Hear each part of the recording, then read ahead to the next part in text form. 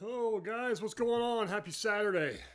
How y'all doing this weekend? Hope everybody's doing well. I'm Craig, and this is the Spirit of Vinyl. Just say cheers to everybody. I'm still drinking some of these vanilla ales, vanilla cream ale. I only drank a couple last night. I'm going to finish them off tonight. Hope you guys are all doing well out there.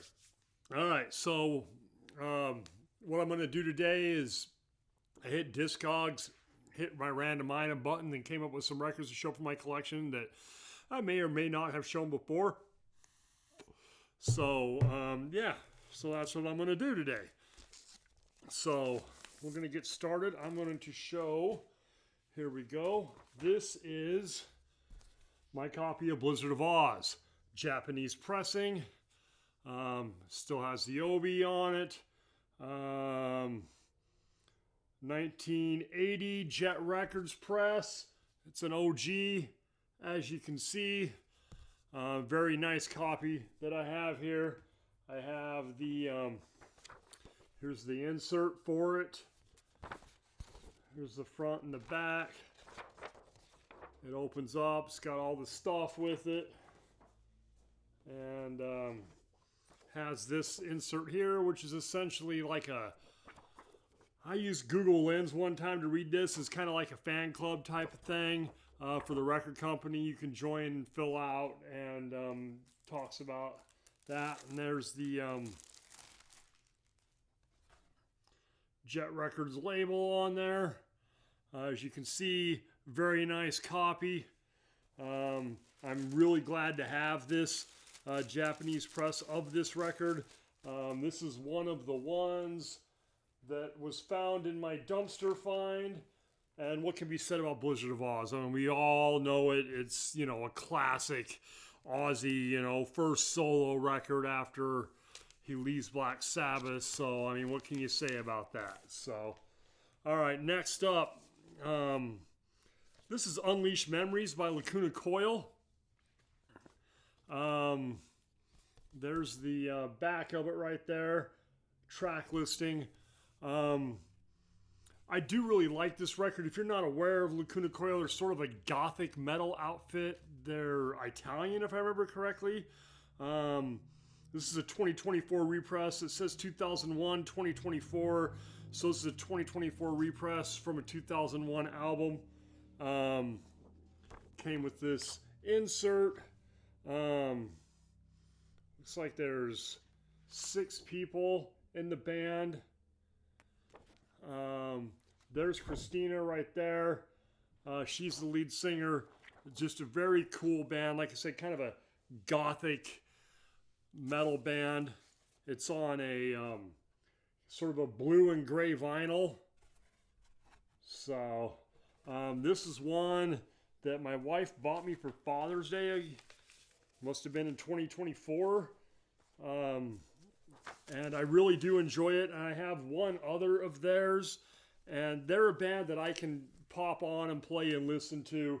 But the gothic sound and stuff like that, I really do enjoy.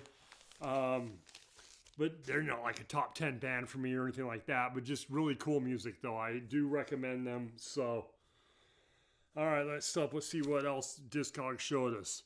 Okay, I'll pull this out of here because this is another Japanese pressing that was found in the dumpster. And this is Amagama by Pink Floyd. There's your front. Nice Obi on here still. Very good condition. There's the inside cover. Right there. And there's the back of it right there. This has got a live album recorded at Mother's, Birmingham, and Manchester College of Commerce in June of 1969. It's got Astronomy Domine on it. Careful with that axe, Eugene.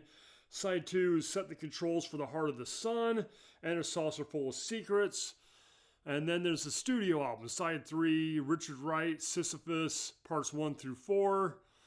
And then, it's Sisyphus, parts 1 through 4. And then the second one is Grantchester Meadows. And several species of small furry animals gathered together in a cave and grouping with a Pict. And then David Gilmour writes the next song on side 4, The Narrow Way, parts 1 through 3. And then Nick Mason writes The Grand Vizier's Garden Party, and it's got 4 different parts. And I've only spun this one time. This is another one that was found in my dumpster find. There's the insert for it right there. Double record set. It's got that brown EMI label on there. As you can see, this is also in really good condition, as was every record I found that day. This album, okay, with Floyd, I'm more of a Wish You Were Here, Dark Side of the Moon, The Wall kind of guy. That is the era of Pink Floyd that I really enjoy. The earlier stuff I've never really got into. And I've played this album one time since I've had it, and it's been about 4 years since I found all those records, so it's only been spun one time that I've had it in 4 years. And actually, I find this album boring and pretentious. So that's just how I felt about it when I heard it. So I may have to give it some more chance, but I don't know. It's just so much. I don't know. I'm not sure if I understand it. Maybe it's above my head. Maybe that dumb metal guy in me is just like, oh, duh. I don't understand, complicated progressive music. I don't know. I like some progressive music. And like I said, I do like some era of Floyd, but I don't know if I care for that. All right, next up. I was glad they kind of showed this. Billy Squier, Don't Say No. This is one I bought within the last few years or so. It is an OG press. I'm not sure on the year of it, to tell you the truth off the top of my head. It's on Capitol Records.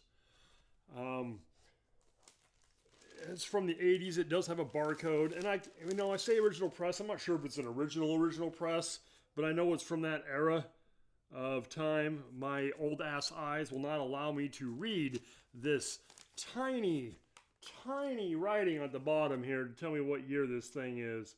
1981. It has a crease in the cover right there. You can see that, but and it's a punch out.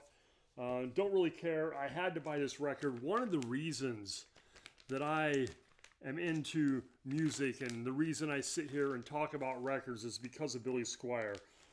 81, I would have been 12, and he really would have been one of the first rock stars that I started paying attention to. MTV had just come out. The Stroke was on there. We're hearing songs like, In the Dark and The Stroke, My Kind of Lover, off of this record.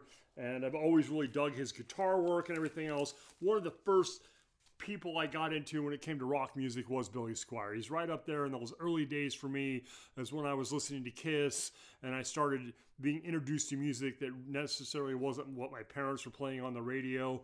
So, so Billy Squier is one of the reasons I'm really into the music the way I am today. So, all right, next up, this is Godsmack's Faceless, which I haven't had for very long, probably within the last year. There's the inner cover on that, and there's the back of that. This one's got Straight Outta Line, Faceless, Changes. I Stand Alone is on here. Realign is on here. Those are the radio songs you would have known, Serenity and stuff like that. It's a really good record. Godsmack, I guess you could call them sort of a alternative rock band, I guess you'd say. Alternative hard rock band, maybe.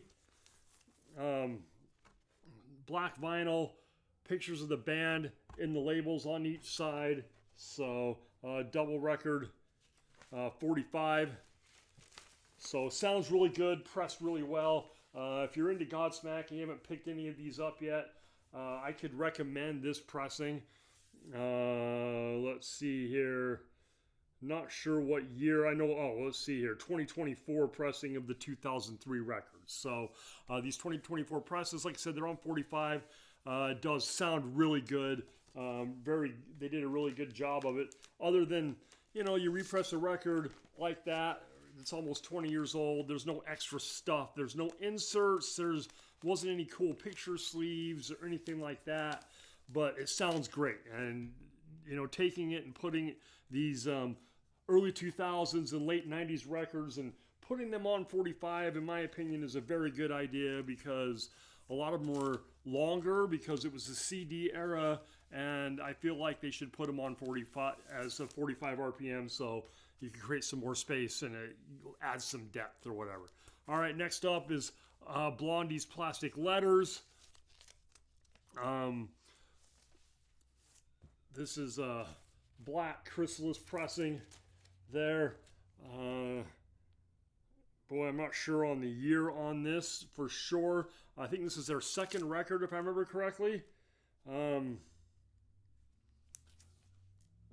I don't have the nerve to say no. Love at the Pier, No Imagination. There's probably fan mails on here. I'm looking at song titles, and there's really nothing on here that was like a radio hit. But this is a good record. Of course, it's Blondie, so I do like this band a lot. And the reason I have Blondie records goes back to that find. There was a couple Blondie records in there, so I filled out the rest. This is one of the ones I would have filled out. But there was a couple Blondie records when I found all those in the dumpster, and I listened to those and realized how much I enjoyed it. So I started buying the other Blondie stuff. So there you go. Great stuff right there. Plastic Letters by Blondie. All right. What's up next? Okay, so this is Keel's Final Frontier. I want to say this is their second record. I want to say The Right to Rock is the first one. Ron Keel, Mark Ferrari. There's the picture on the back. This is one when I ordered, you know, filling out the collection, stuff I enjoyed when I was in high school. This was a band. I didn't really enjoy this album as much as their debut, The Right to Rock, but good guitar work. Ron Keel's voice is cool for his era, honestly. I think they were a pretty good band. They were one of those almost there, you know. They had that big hit, and it looked like they were going to, you know, really be one of those bands with staying power, and then they just kind of disappeared. But, you know, put out a couple of records which are enjoyable, and I know there's more because he kept, you know, Ron kept putting out music as Keel for a while, and there was a time frame there in his life where he kind of went country and stuff. So, but I know that Ron still puts out albums and stuff. If you really want to see a lot about like Keel music and stuff, this one's a cutout. Go over and look at oh hell, hang on, there's another channel out there. Mega Jeff's Hard Rock Vinyl. He has an episode probably 6 to 8 months ago where he had a whole lot of Keel. He talked about Keel a lot. So go check out Mega Jeff's Hard Rock Vinyl. He would definitely. There is an episode there if you want to see more Keel and more recent stuff, because I know he bought some of their more recent albums. But myself, I just got the first two, and I do enjoy them. Reminds me of back in the day, you know, 16 years old or whatever it was when they were out. I actually saw them live once. Them and Loudness were on tour together, same era and so on. It was on, I want to say it was probably on the Right to Rock tour when they first came out, and Loudness was doing Crazy Nights, and I got to see both of them at the Utah State Fairgrounds back in the day when I was 16-year-old with probably 800 people. All right, next up, speaking of parents' music, this is one of my mom's records that I picked up when I was down in Utah last July. This is a Hondells and Go Little Honda. It is on Mercury. There's that old school Mercury label. Boy, this has got to be from mid-60s. I can look here and see what it is. It plays fairly well. I have played this one. This is one of the ones I'm not sure. Doesn't really show a year on here. I'm sure I could look it up, but it's got to be early 60s for sure. There's no copyright date on here. But yeah, Go Little Honda, the Hondells, you know, back in the day, here's a whole story on them and everything else. And, you know, song like Little Honda is written by Brian Wilson. And so it kind of gives you the idea of the style of music they were playing is that 60s beach music. There's a couple of good looking girls on a little Honda right there. A lot of the songs, Two Wheel Showstopper, Hauling Honda, Guy Without Wheels. It's all about, it's not surf music. It's kind of like bike music. It's in that style of surf music, but a lot of the songs are about riding your motorcycles and picking up chicks and doing the whole thing in the mid 60s. So, all right, next up is Black Sabbath Greatest Hits. This is an Italian pressing. I think this one's my Italian pressing. No, this is my Holland pressing. Made in Holland. My Italian pressing is actually up on my wall right now. The Italian pressing is the one I've had since I was in high school, but it has a skip that stopped, just keeps skipping in the same. So it's not a skip. It's it keeps jumping back. So during War Pigs, I remember correct. No, actually, it's on side one.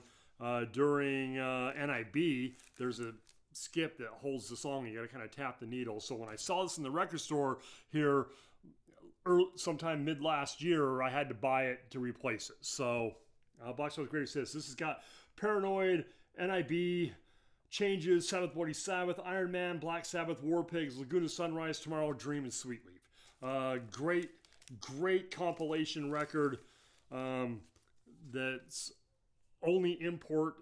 I don't think there's a U.S. pressing of this.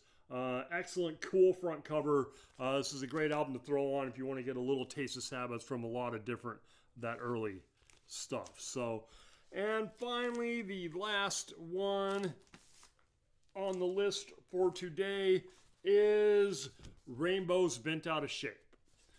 This is another one that was found that day. This is printed in West Germany, 1983 West German press of Rainbow's Bent Out of Shape.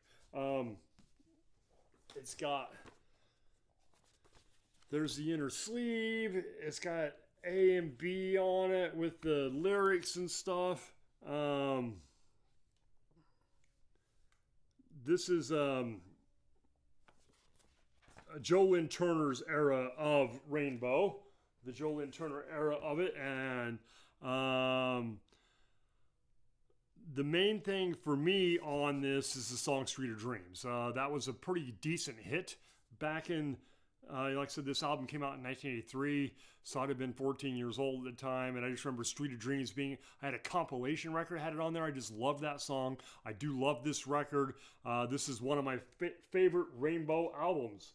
Like I said, it's a West German pressing. It's like got that red Polydor label on there. Very good, shiny, very well taken care of, as all of them were. So, I mean, I've lucked out, honestly, as a record collector. That find, like I like to call it, when I found all those records, I got lucky. They were all in very good shape, and I realize it's a once-in-a-lifetime thing that'll never happen to anybody, and, the fact that it happened to me at all is a miracle that a record collector actually was able to find all those in a garbage bin, essentially.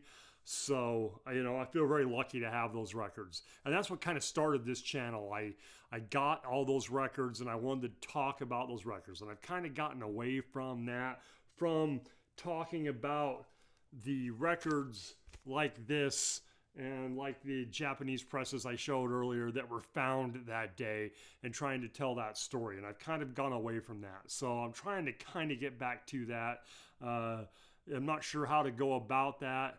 Instead of just showing, oh, this is what I bought or whatever, I might want to try to get back to that. So I don't know, but I feel super lucky that, the guy I worked with called and told me that those were there. And then my wife talked me into going to get them because I didn't want to go get them. And that kickstarted all this. I went from literally having like maybe 100 to having 500 overnight in my collection, plus the 400 I sold, and was able to buy and sell for over a year from going and finding stuff in the dumpster and being able to sell all the stuff I didn't want and using it to buy stuff I did want, and started this whole thing, is all because of the find from, his name was Mike. The guy whose collection I found, his name was Mike. He had been dead for at least a year when I found him. So just the fact and how they ended up there, I'll never know. I'm just glad it was me who found them. So, and they didn't end up getting buried out in the landfill.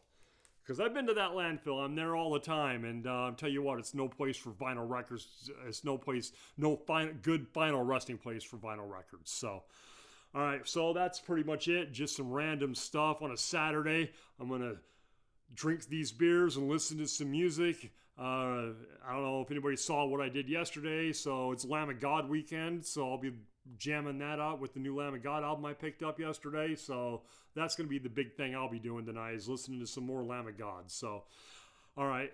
Thanks all for stopping by. Really appreciate it. Like I said, go out and check out Mega Jeff's thing if you want more on Keel. I just remember he did that one. Also want to do some shout outs to a couple other people here at the end. Mark at Twanger's Turntable, you're always shouting me out just like you do because you're such a nice guy. I really appreciate you shouting me out on yesterday's video. So I'm going to shout you out on today's video. Mark's a hell of a nice guy. He's always giving credit to other people. So I'd like to give credit back to Mark over at Twanger's Turntable. So go check him out if you don't know him. All right. Thanks, guys. I'll talk to y'all later, man. Cheers. Have a good one.